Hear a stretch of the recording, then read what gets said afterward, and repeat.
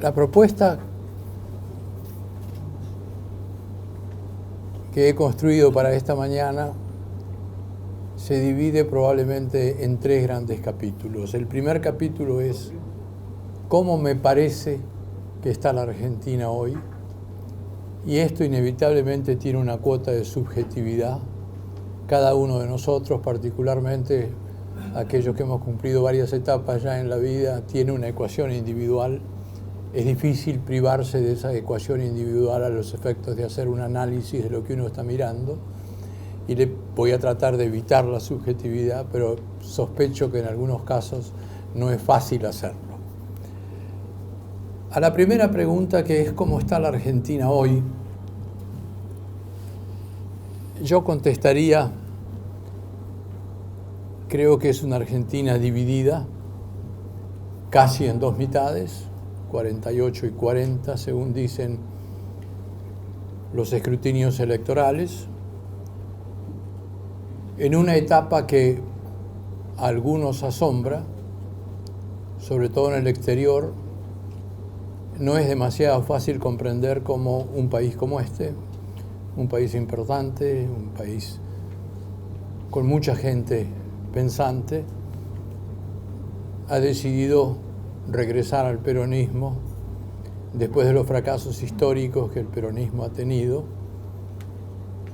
Y simplificando la respuesta a esta pregunta que se hace frecuentemente, la respuesta es: hemos tenido, además de los fracasos del peronismo, otros fracasos quizás más dolorosos todavía, porque son los fracasos en una oportunidad que tuvimos para dejar el peronismo atrás, como es el fracaso de la última gestión, que todavía no ha terminado, pero que está pronta para entregar el gobierno el próximo 10 de diciembre.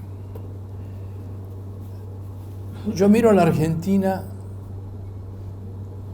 con un ambiente que tiene una mezcla de cierto desánimo en muchos, producto de una larga recesión que incluyó a los gobiernos de Cristina Fernández y Mauricio Macri, y una cuota de desconfianza de muchos respecto del regreso del peronismo al timón, y la falta de anuncios concretos que permitan intentar definir cómo será la nueva etapa que se inicia el 10 de diciembre. Realmente llama mucho la atención, salvo para quienes hemos vivido siempre aquí, que el próximo gabinete se anuncie solo 4 días antes del comienzo de la gestión presidencial, como si la Argentina avanzara en etapas que son como compartimentos estancos, que lo que está pasando y ya pasó tiene poco que ver, y que en general a la gente tampoco le interesa poder anticipar qué es lo que viene. Pero esa es la primera definición que obliga a ser muy cautos en un análisis que, por todas estas razones, no es simple. Tenemos, sin embargo, un país con las redes sociales muy activas, en algunos casos desinformando, en otros casos informando, o sea, un país con un alto grado de interés en lo que está pasando.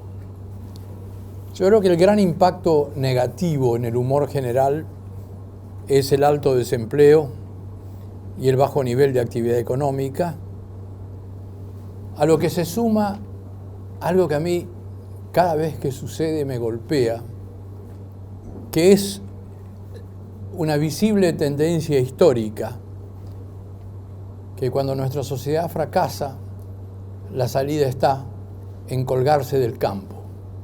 Y tenemos un mecanismo que permite colgarse, que es el mecanismo de las retenciones.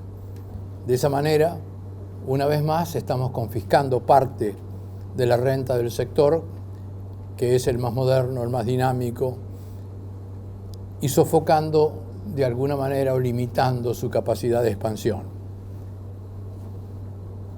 Para algunos esto quizás no es tan grave, porque ven al campo como un sector incansable, que pase lo que pase, apuesta siempre al futuro. Pero el problema es en qué medida hace esa apuesta lo que es función de la realidad por la que está atravesando. Otro factor que a mi modo de ver tiene que ver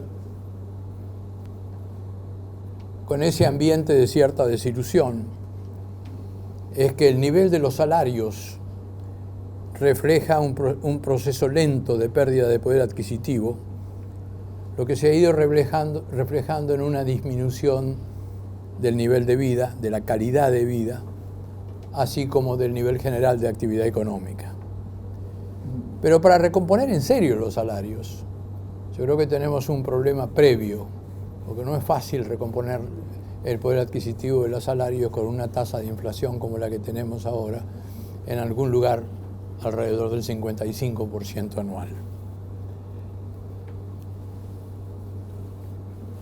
En la actualidad tenemos además un problema relativamente inédito, a mi modo de ver también serio, que es que nuestro principal socio comercial, Brasil,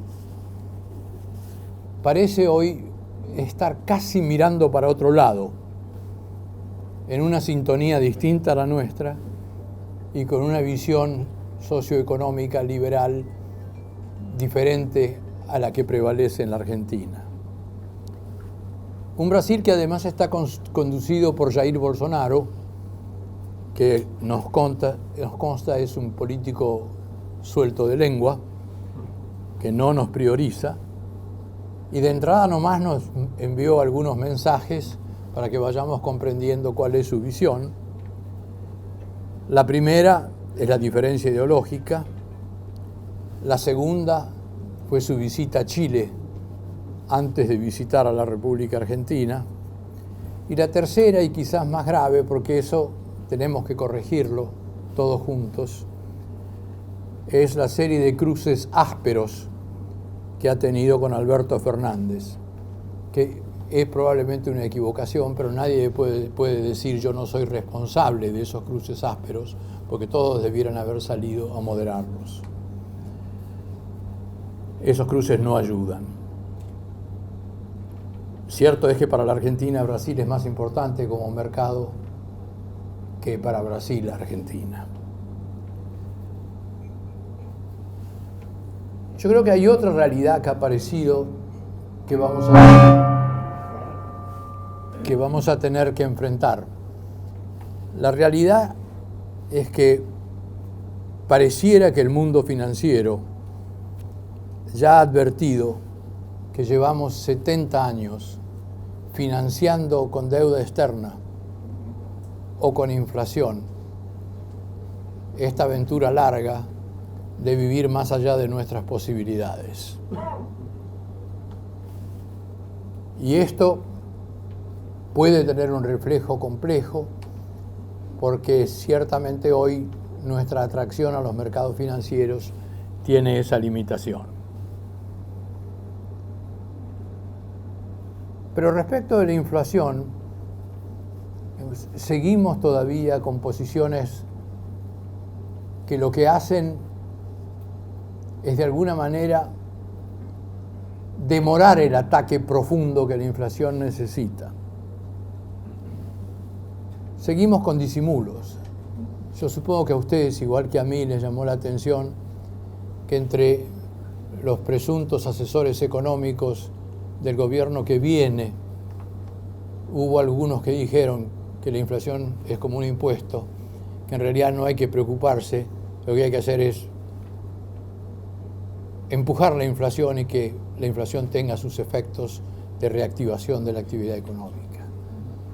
Si estamos en esa línea, no vamos a resolver el problema. Hay además otro componente que me empieza a preocupar, que es que en los últimos 15 años parece haber crecido entre muchos de nosotros la impresión que se tiene, entre comillas, derecho a vivir de los demás. Mira, hay mucha gente que cree que el Estado tiene la obligación ineludible de proveerle lo necesario para poder vivir, aunque esto sea a través de subsidios que solo un tercio de la población soporta sobre sus hombros y los otros 2/3 se autoproclaman beneficiarios lógicos de una estructura social que creen que es la apropiada y además, peor, creen que es la justa, sin para ello poner activamente el hombro ni pensar en hacerlo. Tenemos asimismo una presión fiscal sobre pocos, alta, desalentadora, que todavía no nos ha hecho advertir, como ha sucedido con otros, que sobre todo la presión social, la presión fiscal sobre las utilidades de las empresas tiene que bajar. Hasta no hace mucho, uno de los países, yo diría, más interesantes respecto del crecimiento del mundo, la India, tenía, igual que nosotros, una tasa de impuesto a las ganancias a las sociedades del 35%. La cortó 10 puntos, 25%. Con todas las ventajas que la India tiene en términos mercado, tecnología, población, capacidad de atender un mercado interno inmenso, se suma a que sus empresas pagan el 10% menos, o sea, solo el 25% sobre sus utilidades. Creo que en la descripción de la realidad también hay que decir que tenemos una industria con una alta capacidad ociosa y no demasiado preocupada en aumentar su productividad. Pronto sabremos, además, si vamos a resolver o no un problema que está sobre la mesa. Esto es, qué grado de compromiso tenemos efectivamente en la lucha contra la corrupción. Lo vamos a ver en los juicios en los que se investiga a algunos de los funcionarios de administraciones anteriores. Pero no vamos demasiado bien. Ya hemos empezado a descalificar esa lucha con esta palabra lawfare, en inglés nada menos. Como si no fuera importante, como si esa lucha tuviera exclusivamente motivaciones políticas y como si ese capítulo que los jueces han abierto debiera o ponerse de costado y dejar que flote eternamente o cerrarse.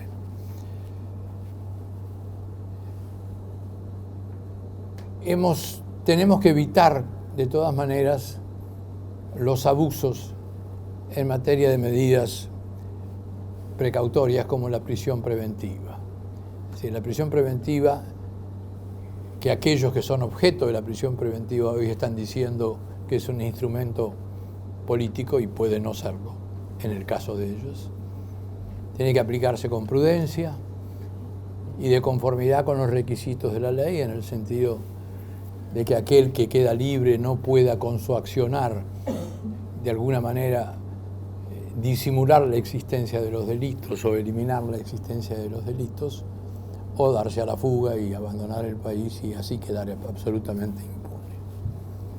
Yo creo que esos son, en síntesis, algunos de los problemas que flotan sobre nosotros y cuando miramos cómo estamos, inevitablemente surgen, digamos, y vamos a tener de alguna manera que enfrentarlos. ¿Enfrentarlos en qué escenario? ¿Cómo está el mundo exterior? Yo creo que el mundo exterior tiene una pulseada hegemónica con algunos de sus líderes sumamente asediados. La pulseada por la economía real es una pulseada entre los Estados Unidos y China, y hay un tercer país que se ha agregado a esa pulseada, que es Rusia, digamos, por, yo diría, ese componente de zarismo que tiene el propio Putin.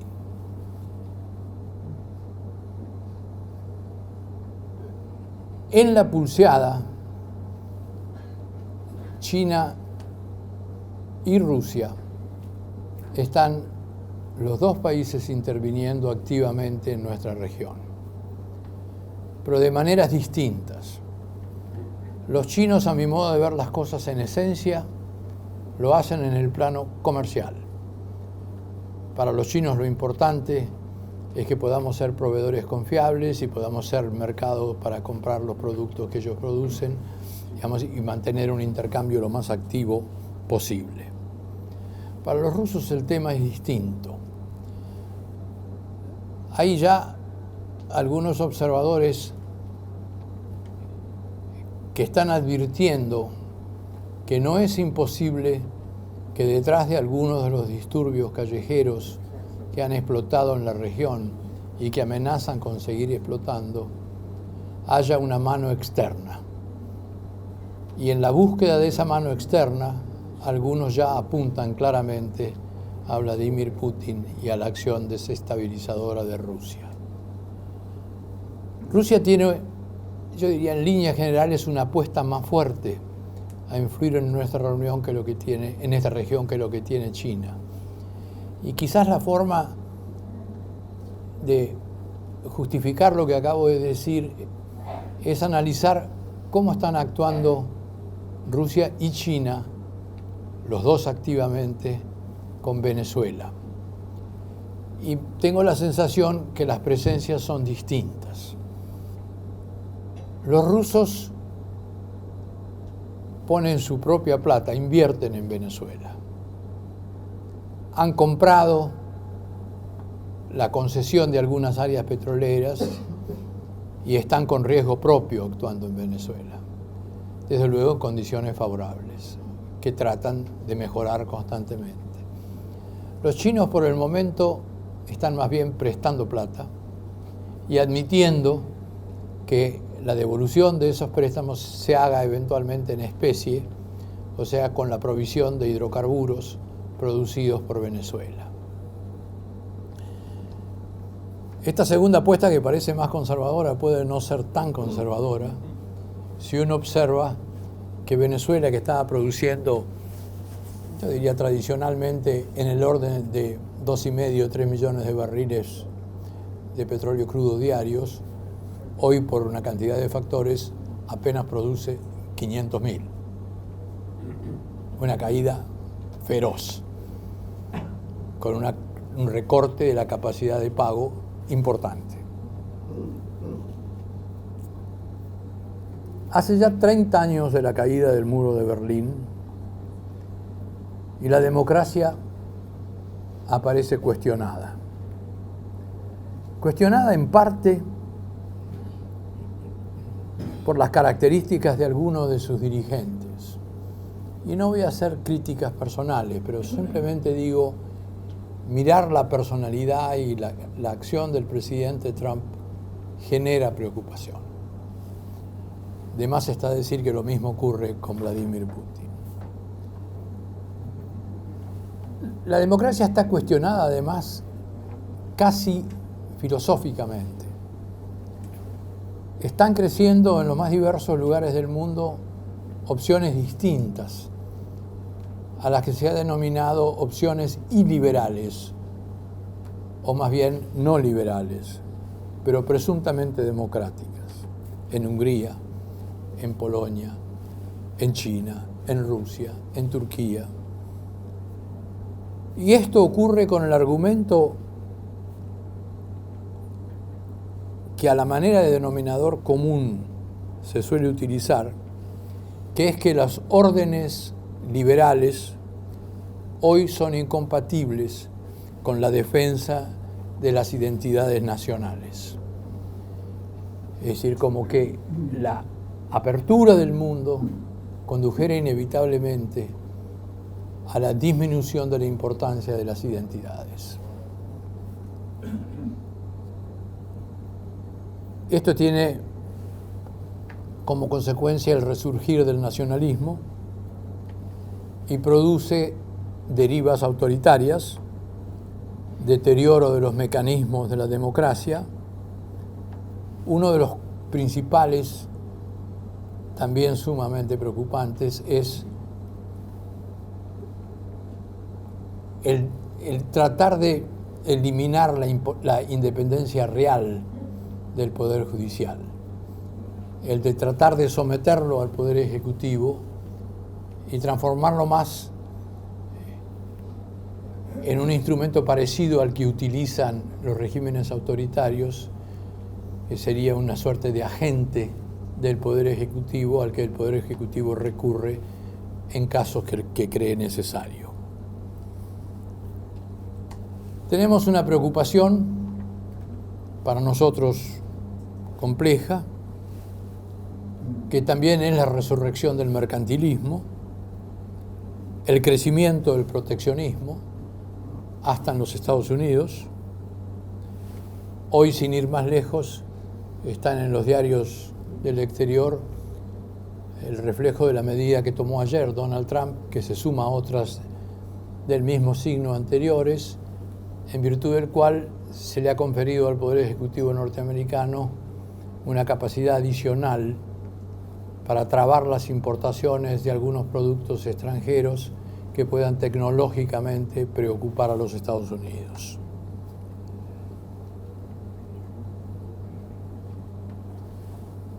El 50% de la inversión total del mundo hoy va a China, lo que de alguna manera anticipa que la situación de esa pulseada que decía por la hegemonía entre China y los Estados Unidos difícilmente desaparezca y que la pulseada a su vez incremente su intensidad. China sigue generando saldos importantes de cuenta corriente, $200.000 millones de dólares por año, pero de alguna manera ha disminuido su ritmo de crecimiento, que hoy, desde hace rato, ya no es de 2 dígitos, hoy está en el orden del 5,8% por año, y ha apostado más ahora al mercado interno que a la estructura original que hizo crecer prodigiosamente a China, digamos, que fue el motor de las exportaciones. Otro cambio que a mi modo de ver está ocurriendo en las sociedades es que la forma de medir el bienestar también está cuestionada. Hasta los índices más tradicionales, como cuánto crece el Producto Bruto Interno de un país en un año, empiezan a ser debatidos. ¿Por qué? Porque quienes los atacan como índices los califican de no objetivos, porque lo que se trata es medir el nivel de felicidad, entre comillas, que tienen las sociedades, agregando otros componentes que no necesariamente son económicos. Todo es aquí y ahora. Todo es observaciones con un dejo de impaciencia. Y ese es otro cambio.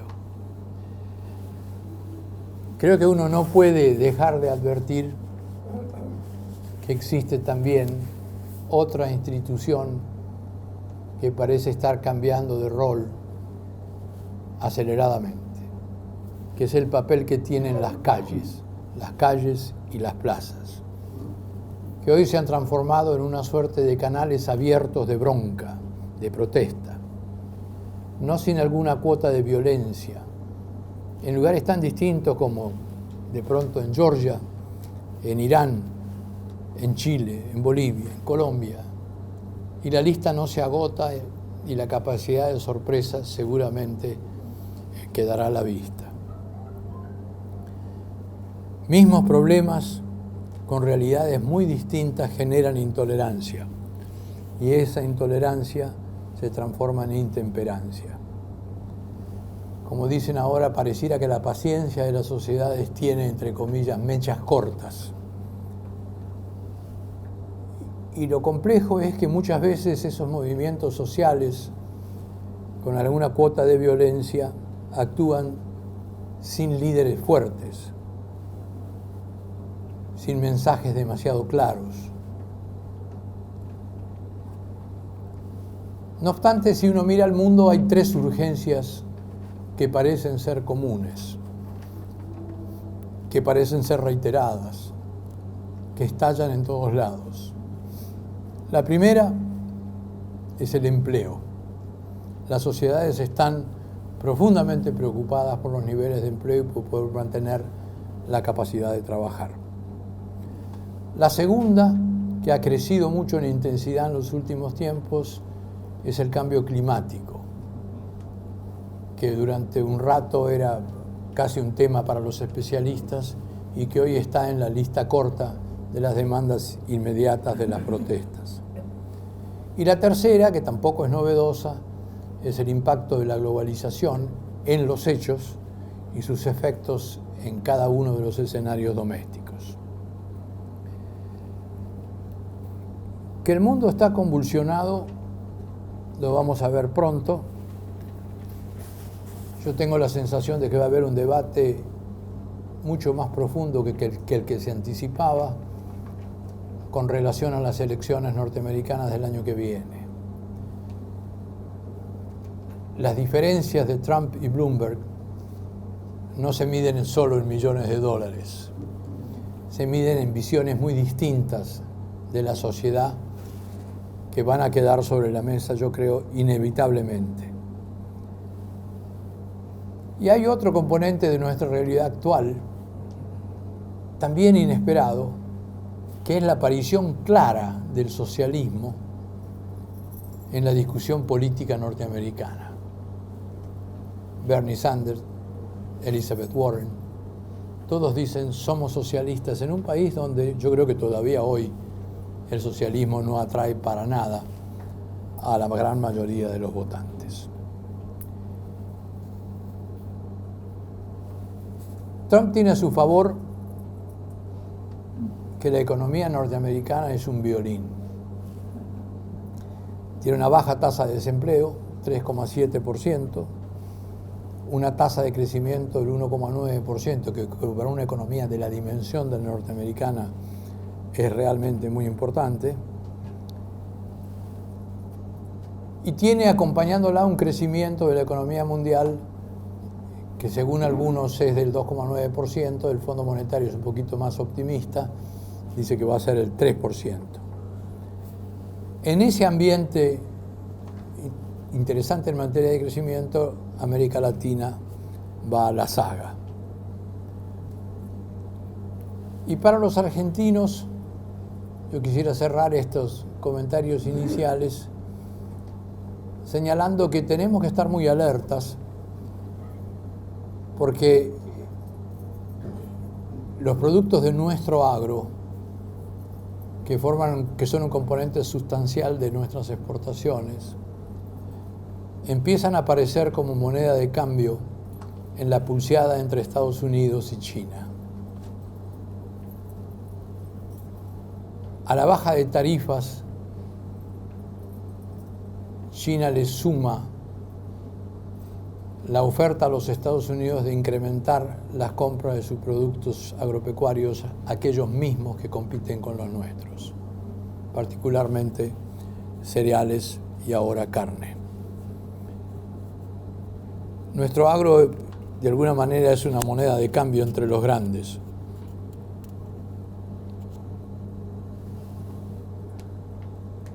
Pero el mundo sigue siendo un mundo atractivo. Ayer se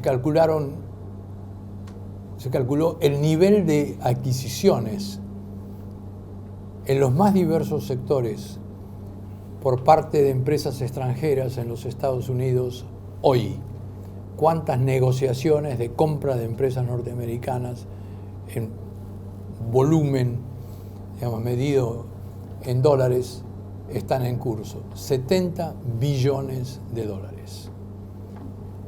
Los inversores siguen apostando, por lo menos, al mercado norteamericano y a lo que creen que es, y con las cifras que acabo de mencionar, pareciera que eso efectivamente es así, un futuro cercano de la evolución de la economía del mundo y en particular de la norteamericana, respecto del cual pueden ser optimistas. Y déjenme cerrar vamos con una última reflexión. ¿Cómo queda la región a partir del 10 de diciembre en el sentido de cuántos países pueden ser considerados que están gobernados por gobiernos de izquierda, cuántos por gobiernos de centro y cuántos por gobiernos de derecha? Es curioso. La región es un mosaico. Gracias a Dios es un mosaico que tiene solo 2 dictaduras, Cuba y Venezuela. Pero aquí hay otra realidad que no se puede disimular ni ignorar. Venezuela hoy es Cuba. Cuba vive colgada de la riqueza venezolana, con cientos de funcionarios ocupando puestos que tradicionalmente estaban ocupados por los venezolanos. Los hermanos cubanos están en Venezuela. Y cuando hablo de cientos, digamos, es una cifra que parece lejana, pero si pensamos a cuántos venezolanos el nuevo gobierno boliviano, luego de la salida de Evo Morales, le pidió que se fueran, vemos que se tratan de contingentes importantes, más de 700 venezolanos de los más diversos orígenes y profesiones acaban de ser empujados por el gobierno boliviano a retirarse de Bolivia. Cuba tiene hoy en sus manos una riqueza que hasta no hace mucho no tenía, que le permite emprender aventuras, a mi modo de ver, de dimensión regional. Por esto los disturbios, por esto la sospecha de que con el apoyo de distintas maneras que le provee Putin, hoy Cuba, con el timón venezolano en sus manos, está poniendo en marcha en nuestra región, tiene en marcha en nuestra región. Y creo que esto no hay que ignorarlo, porque la Argentina es hasta hoy una isla donde no han estallado protestas sociales y mucho menos protestas violentas, pero nada asegura que eso sea para siempre, y si la presión en esa dirección se mantiene y se expande en la región, muy rápidamente esa presión puede alcanzar a la Argentina. Yo siempre me pregunto cómo algo que todos hemos visto no nos ha advertido que ese tema hoy está listo para explotar en la Argentina. ¿Cuántos de nosotros en los últimos, yo diría, 7, 8 años, hemos visto manifestaciones de 10, 20, 30.000 personas transitando disciplinadamente, cruzando la ciudad, sin que nadie salga de la columna, con una suerte de escudo policial propio que asegura que esto es así?